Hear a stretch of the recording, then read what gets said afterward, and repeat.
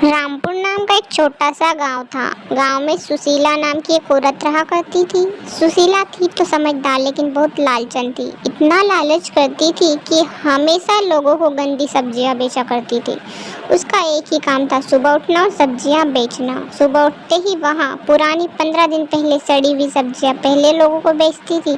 उसके बाद वहाँ ताज़ी सब्जियां बेचती थी। गांव वाले उसकी इस हरकत से परेशान थे क्योंकि गांव में एक ही तो सब्जी बेचने वाली थी, वहाँ थी सुशीला। लेकिन सुशीला अपनी हरकतों से बाज नहीं आ रही थी। गांव की औरतें उसके पीठ पीछे बातें करती थी। अरे तुमने सुशीला बहन को देखा, गंदी और सड़ी हुई सब्जियां बेचने लगी है। मुझे तो पता ही है, वहाँ तो पहले से ही बेचती है, लेकिन अब तो उसने हद ही पार कर दी। यहाँ तो महीने पुरानी सब्जियां लगती है। हाँ हाँ, मुझे भी यही लगता है। उसकी इसी हरकतों की वजह से आधे गाँव के लोगों ने उससे सब्जियाँ लेना ही बंद कर दिया है।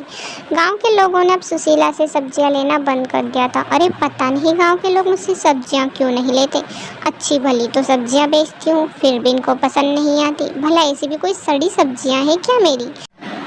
सुशीला का सब्जियों का धंधा ठप हो जाता है। इसी वजह से वहाँ दूसरे ही दिन खीर की ठेला खोल लेती है।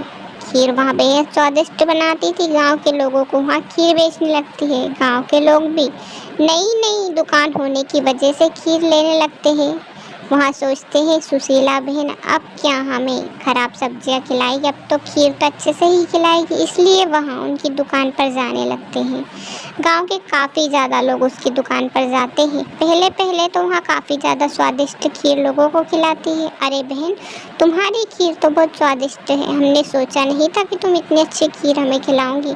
हाँ हाँ बहन, अब तो मैंने अच्छी खीर ही खिलाना शुरू कर दिया है। मैं मेरी हरकतों से अब सुधर चुकी हूँ। पहले मैं गंदी सब्जियाँ बेचती थी, लेकिन अब तो मैं अच्छे से ही काम करूँगी। सुशीला अब अच्छे से ही गांव वालों को खीर खिलाने लगती है।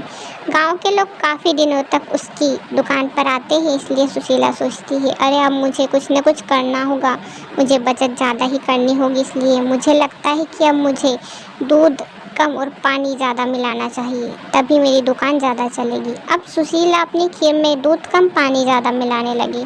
गांव के लोग अब तो आते थे, लेकिन वहाँ स्वाद उसकी खीर में अब नहीं रहा जो पहले था। गांव के लोग उससे कहते भी हैं, लेकिन सुशीला कहती है अरे भाई, तुम्हें तो पता ही है दूध के भाव कितने बढ़ गए हैं, इसलिए अब मैं पहले जैसे खीर नहीं बना पाती।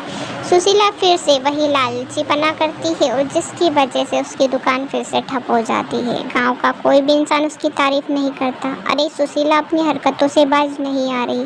पहले तो वहाँ ऐसी गंदी सब्जियाँ बेचती थी और अब खीर में पानी मिलाने लगी है। भला उसकी कोई खीर खाएगा क्या।